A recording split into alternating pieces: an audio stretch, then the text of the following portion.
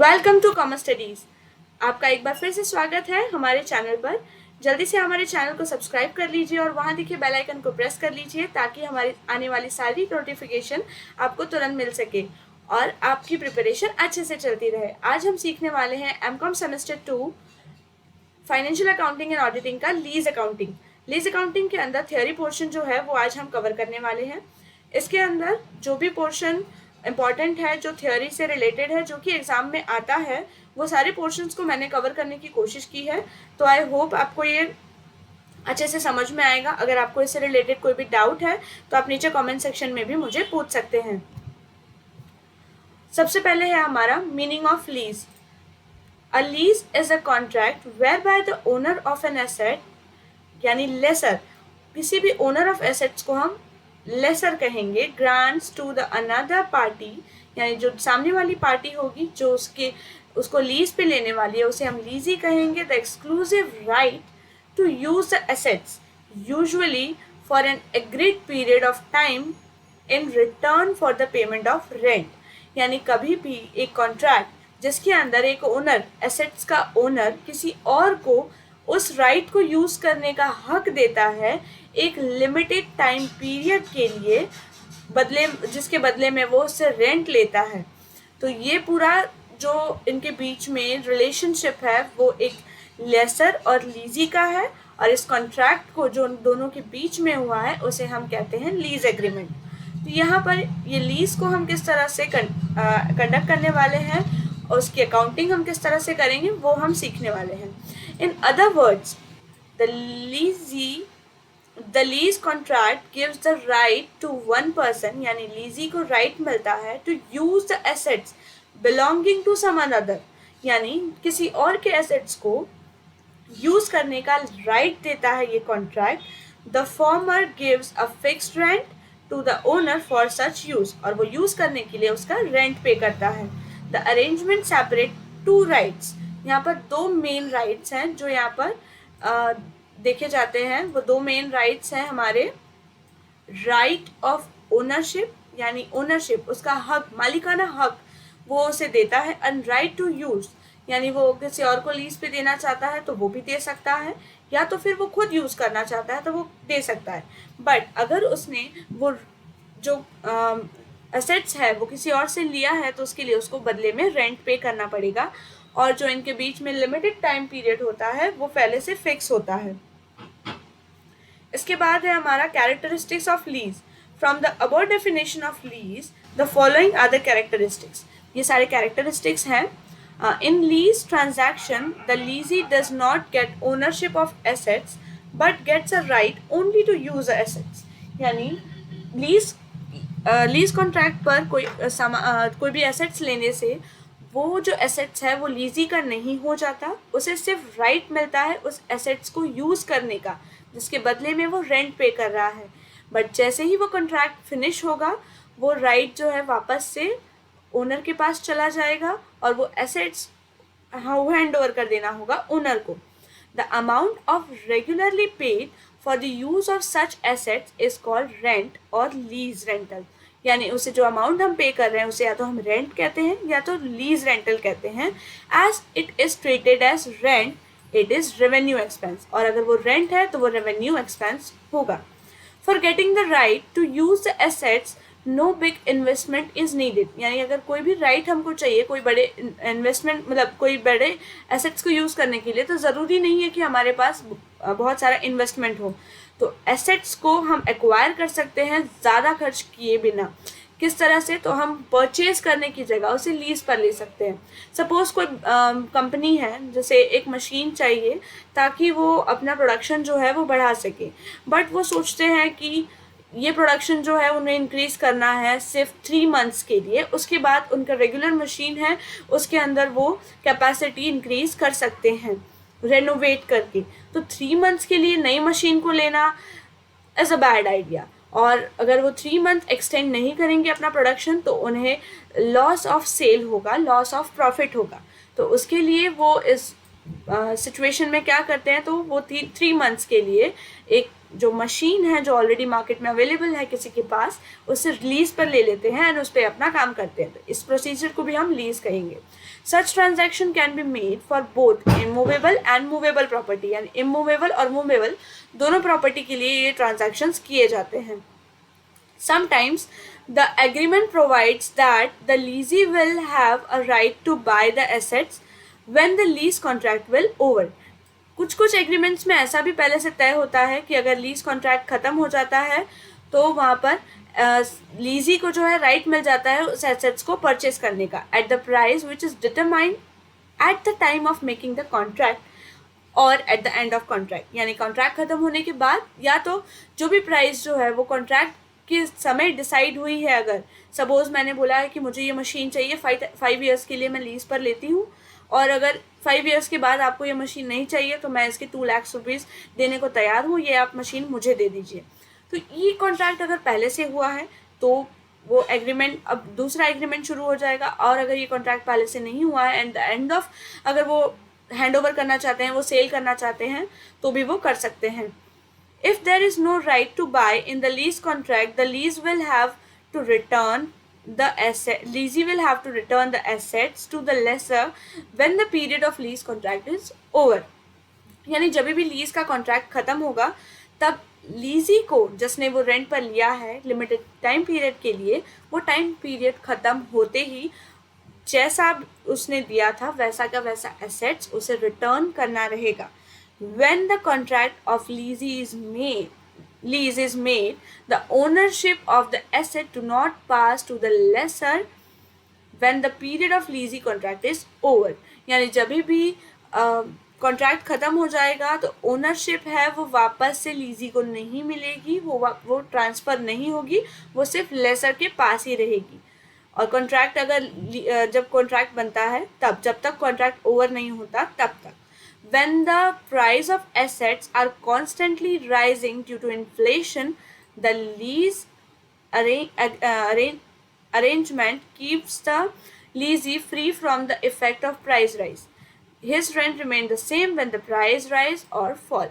यानी यहाँ पर हमने पहले से कॉन्ट्रैक्ट किया हुआ है, जब भी कॉन्ट्रैक्ट पहले से किया होता है तो उस कॉन्ट्रैक्ट में कोई भी चेंजेस नहीं आते हैं। अगर दोनों पार्टीज चाहती हैं कि उसके अंदर चेंजेस आए तो उन्हें वो कॉन्ट्रैक्ट खत्म करके नया कॉन्ट्रैक्ट बनाना पड़ता है। इन शॉर्ट कि जो कॉन्ट्रैक्ट पहले से हो चुका है, जब तक वो टाइम पीरियड खत्म नहीं होता तब तक उस कॉन्ट्रैक्ट में कोई भी हम चेंजेस नहीं कर सकते हैं। अगर हम चेंजेस करना चाहते हैं तो हमें नया करना पड़ेगा। इसलिए यहाँ पर बेनिफिट भी मिल जाता है कि सपोज मशीन की प्राइस आज 5 लाख थी और अचानक से मशीन की प्राइस बहुत ज़्यादा हाई होगी, सपोज 10 लाख हो गई, तो लेसर जो है वो प्राइस नहीं बढ़ा सकता है बिकॉज यहाँ पर कॉन्ट्रैक्ट ऑलरेडी हो चुका है। New firm can carry on their business with less capital. अगर किसी के पास कम कैपिटल है तो वो रेंट पर लेकर अपना बिजनेस है वो रन कर सकता है। A lease contract is like hire purchase transaction in many respect. काफ़ी सारे रिस्पेक्ट में हम देखें तो ये हायर परचेज जैसा ही सिस्टम होता है।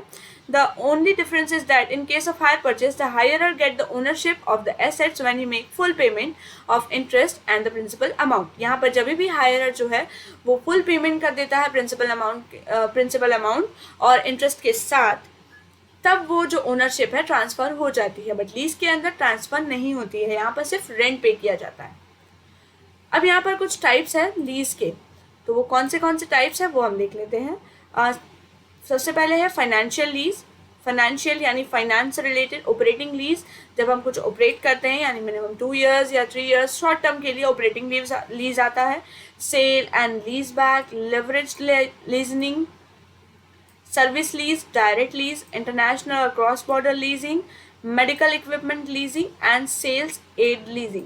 इसके अंदर सबसे ज़्यादा इंपॉर्टेंट आपके 2 लीज के टाइप्स हैं। फर्स्ट है ऑपरेटिंग लीजिंग एंड सेकेंड है फाइनेंशियल लीजिंग। ये 2 जो है वो आपके लिए बहुत ज़्यादा इंपॉर्टेंट है। बाकी सब पे आप ध्यान नहीं देंगे, कम देंगे या थियोरी पोर्शन सिर्फ कवर करेंगे तो बेटर रहेगा। बट इन दोनों के ऊपर से सम्स भी दिए हुए हैं, तो ये दोनों आपको बहुत ही ज़्यादा अच्छे से समझना है। सबसे पहले है यहाँ पर financial lease. Financial lease, the long-term lease contract which extend over the whole useful life of an asset and which cannot be cancelled is known as financial lease.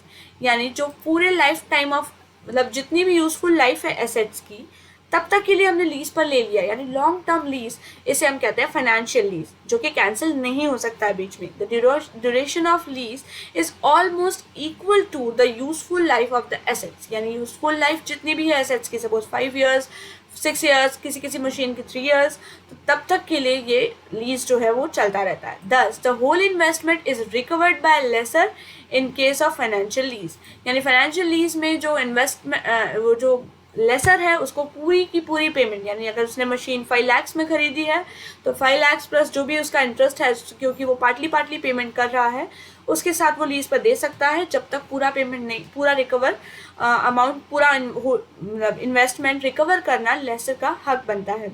The lessee may be given an option to purchase the assets at the expiration. अब यहाँ पर जब contract expire हो जाएगा तब लीजी है उसको एक ऑप्शन दिया जा सकता है कि आप अगर ये खरीदना चाहते हो तो बेसिक जो भी उसकी रेसिडुअल वैल्यू, यानी यूजफुल लाइफ के लिए तो हमने लीज पर ले लिया है, तो जो भी उसकी लास्ट रेसिडुअल वैल्यू है या तो जो भी डेप्रिसिएशन के बाद लास्ट वैल्यू जो बचती है, स्क्रैप वैल्यू, उस पर अगर परचेज करना चाहे तो वो कर सकते हैं, या तो ज़्यादा पैसे जिस तरह से भी वो चाहें। बट एक्सपायर अगर हो जाता है वो कॉन्ट्रैक्ट, उसके बाद वो वापस से उसे परचेस कर सकता है लीजी।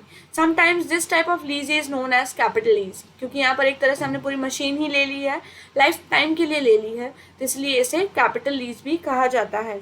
इन the statement of financial accounting standard number 13 published by US financial accounting standard board, a lease regarded as capital lease if it meets any of the one following conditions, यानी यहाँ पर कोई भी इन चारों में से कोई भी कंडीशंस फॉलो करते हैं तो वो कैपिटल लीज गिनी जाती है। तो सबसे फर्स्ट है the lease transfers title of to the assets to the lessee by the end of lease period, यानी अगर टाइटल जो है या तो ओनरशिप जो है वो एसेट्स की लीजी के पास दे दी जाती है तो the lease contain an option to purchase an asset bargaining price, bargain कर सकता है, परचेज कर सकता है अगर एसेट्स को।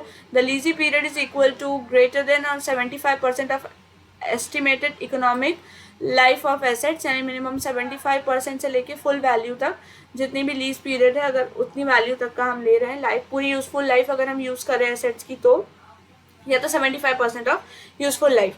Eight the beginning of the lease the present value of minimum lease payment equal to exceed 90% of the fair value of lease property to the lessor, यानी अगर कोई बिगिनिंग है at the beginning of the lease present value जो है वो अगर 90% से ज़्यादा हो जाती है और फेयर वैल्यू जो भी मतलब उसकी लास्ट की वैल्यू जो है अगर वो 90% से ज़्यादा अगर इंक्रीज हो जाती है of the fair value of the lease property to the lessor, यानी वहाँ पर तो फिर यहाँ पर प्रेजेंट वैल्यू जो है वो कैलकुलेट मतलब वो कंसिडर की जाएगी। इसके अलावा है यहाँ पर ऑपरेटिंग लीज। ऑपरेटिंग लीज में है it is type of lease in which assets are leased for the short period and the contract is cancelable after giving notice of fixed period and giving office space on a 2 years lease cancelable on 60 days notice, यानी short term के लिए जो भी हम lease लेते हैं वो operating lease होती है जिसके अंदर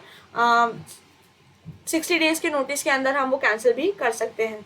Similarly, the lease contract for computer or office equipments may run for 3 to 5 years.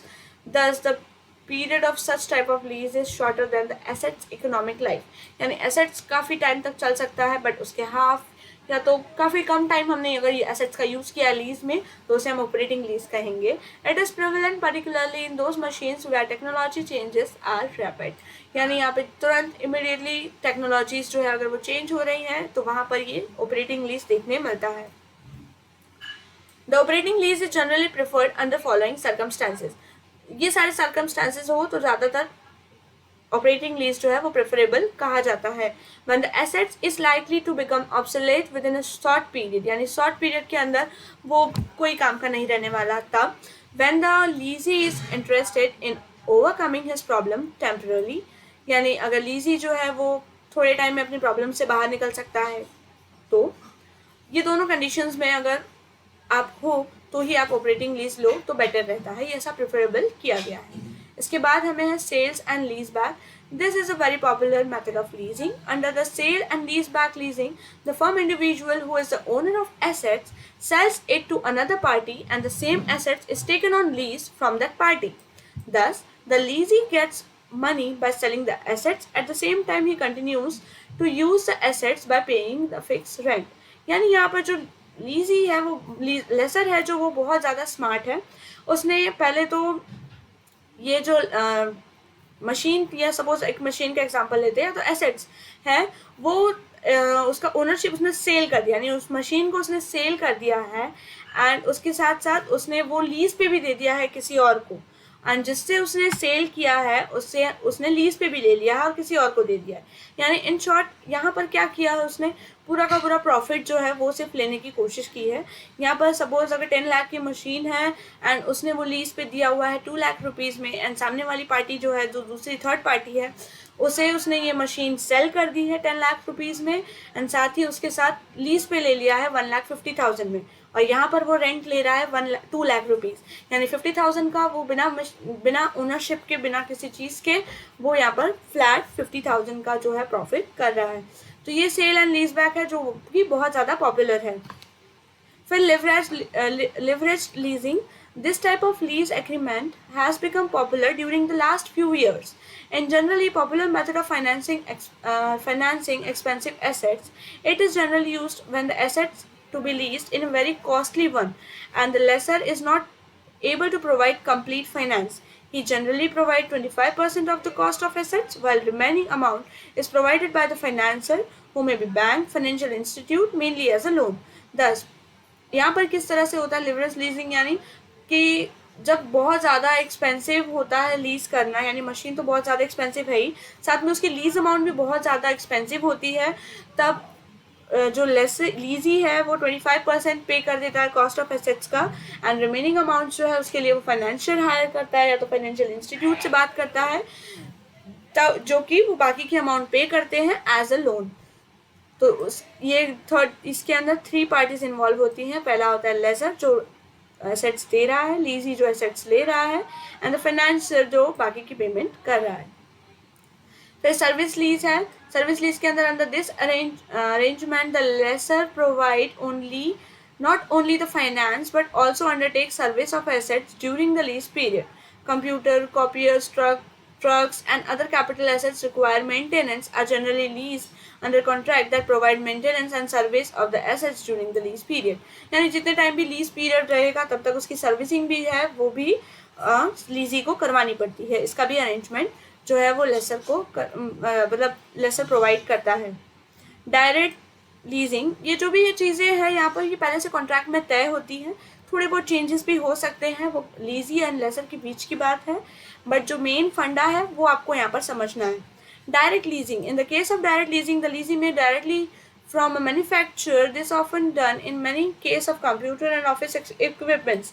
The assets may purchased by third party who leases it to user such lessor or financial company, commercial bank, specialized leasing company and also individual. The second case of lease acquired through the third party. यानी यहाँ पर जो manufacturer है वो खुद ही इन lease पर दे रहा है एंड एक थर्ड पार्टी जो है वो परचेज करता है, वो उसे लीज पे देता है अलग अलग लोगों को.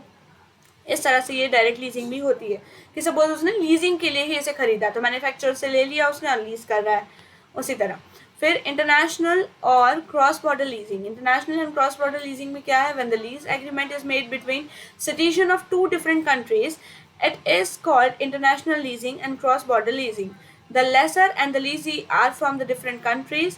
These are few such lease because they involve complex problem of law and the taxation. The USA, Britain, country, Europe, West Europe, Japan started such leasing arrangement. Particularly the costly war equipment like submarines etc. are obtained on lease. Example, India obtained 3 atomic submarines from Russia on lease. यानी international cross border leasing के अंदर हम international किसी और country से कुछ lease पर लेते हैं. सपोज यहाँ पर क्रॉस बॉर्डर लीजिंग ये इसी तरह से होगी क्योंकि ज़्यादातर जो वॉर के टाइम पे इक्विपमेंट्स यूज़ होते हैं लाइक टैंक्स एंड गन्स जो भी है वो सारी चीज़ें बहुत ज़्यादा महंगी आती हैं. ज़रूरी नहीं है कि सब ये चीज़ें अफोर्ड कर सके. अगर किसी को पता है कि हमारे यहाँ पर मार्च में या अप्रैल में उन्हें पहले से पता है कि वॉर होने वाली है तो पहले से ये लीज़ पर ले लेते हैं, जनवरी फरवरी से लीज़ पर ले लेते हैं 6 मंथ्स के लिए, 2 ईयर्स के लिए, ताकि जब भी उनके ऊपर अटैक हो तो वो अच्छे से सामना कर सकें. इसी तरह से इंडिया ने भी 3 जो सबमरीन्स है एटॉमिक सबमरीन्स, वो रशिया से लीज पर ली हुई है। medical equipment leasing, medical equipment yani in fact this is not kind of lease, but in this method of giving very costly medical equipment on lease, some of the latest machines cost crores of rupees which an individual doctor or charitable patron may not afford. Hence, the special leasing company have into existence to lease such costly machines and equipments. यहाँ पर वो इसी तरह से machines जो medical line में use होती हैं, जो बड़ी बड़ी machines हैं, वो भी काफ़ी लोग अफोर्ड नहीं कर सकते हैं। जो डॉक्टर्स हैं वो अकेले अफोर्ड नहीं कर सकते हैं, चैरिटेबल ट्रस्ट हैं वो भी अकेले अफोर्ड नहीं कर सकते हैं। तो यहाँ पर भी financial leasing special leasing companies हैं, वो यहाँ पर लीज की फैसिलिटीज़ अवेलेबल कराती हैं। Sales aid leasing, sales aid leasing के अंदर when manufacturer himself start a leasing company, यानी मैन्युफैक्चरर भी है, वो खुद की लीजिंग कंपनी भी चला रहा है, and lease is the product manufactured by him to customers and then it sales aid leasing. अगर वो खुद बना भी रहा है एंड लीज पे भी दे रहा है तो उसे हम कहते हैं sales aid leasing. The leasing company aid the manufacturer in selling. Of course, here again, this is not kind of lease, but arrangement by which product are leased are called are by the manufacturer. यानी यहाँ पर भी इसे हम directly lease नहीं कह सकते हैं, बट यहाँ पर जो अरेंजमेंट्स की गई हैं उसे हम एक तरह से लीज के अंदर ही मतलब समझने की कोशिश करेंगे। आप एक तरह से ये लीज ही होता है। इसके बाद इन दोनों के बीच में financial lease and operating lease, जो कि मैंने आपको बताया कि सबसे ज़्यादा इंपॉर्टेंट है, उसके डिफरेंस के पॉइंट दिए हुए हैं।